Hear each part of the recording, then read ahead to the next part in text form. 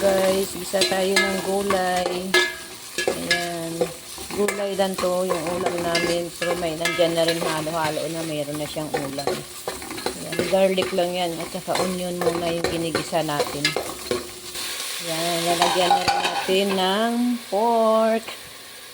Ayan. Gisa-gisa lang.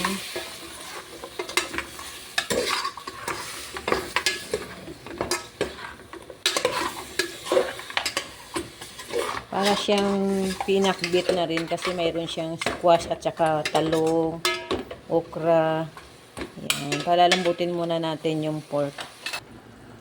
Yan. Lalagay na natin yung ating gulay. Ayan. Sinabay na natin yung talong at saka yung kalabasa. Yan.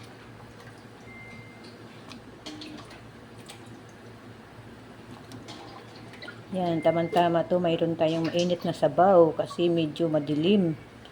Maulan-ulan dito sa amin ngayon. Yan, haluin natin para mag-mix yung ating gulay.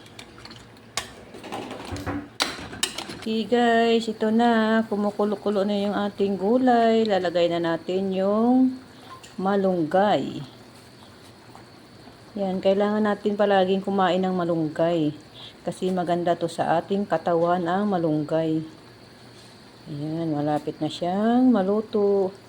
Yan, pag nalagay na lahat yung malunggay, pwede na to. Kain na tayo. Yan, tapos halo-haloin muna natin para maluto yung ating malunggay.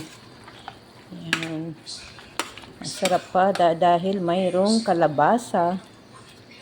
Yan, patahin na natin. Yan. Kain na tayo. Bye!